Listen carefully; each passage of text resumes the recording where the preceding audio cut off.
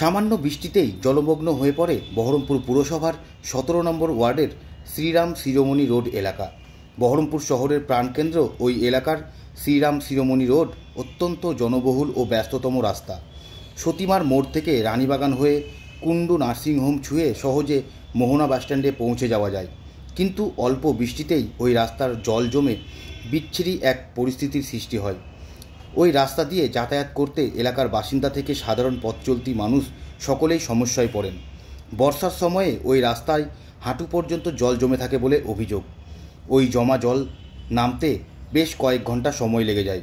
ওই জমা জল রাস্তা লাগোয়া বাড়ির নিচতলা, গ্যারেজ ও বারান্দায় পর্যন্ত ঢুকে যায়।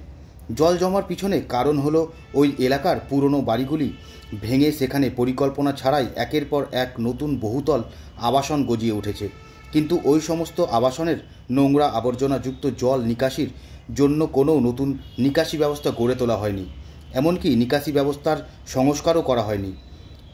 এখন মানধাত্তার আমলের নিকাশি ব্যবস্থা থাকার ফলে জল সহজে নামতে পারছে না। নালা উপচে সেই জল রাস্তায় এসে জমা হচ্ছে।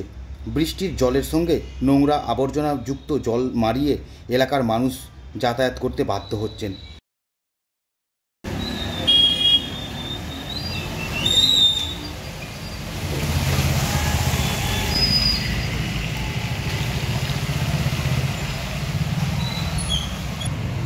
বৃষ্টি হলে এরকম জল জমে যায়? জল জমে যায়। আজকে তো সামান্য বেশি, খুব বেশি তো বৃষ্টি হয়নি, জল জমে যায়, জমে গেছে। তো মানুষ তো, অনেক মানুষের যাতায়াত তো এদিকে অসুবিধা তো হবে, সমস্যা হয়। আমরা চাই রাস্তাটা উঁচা করতে, নাহলে হাইটেন বড় করতে, যেন মানুষের অসুবিধা না হয়। এদিকে তো প্রচুর মানুষের যাতায়াত। হ্যাঁ, এসব হসপিটালে ডাক্তার দেখা দেখে না, তো এখানটায় জল জমে যাচ্ছে। জল জমে গেছে? হ্যাঁ, জমে যাচ্ছে। তো পুরো রাস্তাটাই জল? কিছুটা। আজকে সামান্য বৃষ্টি হয়েছে, বেশি বৃষ্টি তো হয়নি। অনেকটা টাইম থাকে। কোথায় আপনি, কোথায় এসেছেন? এখানে ডাক্তার দেখাতে? তাতে সমস্যায় পড়তে হচ্ছে তো।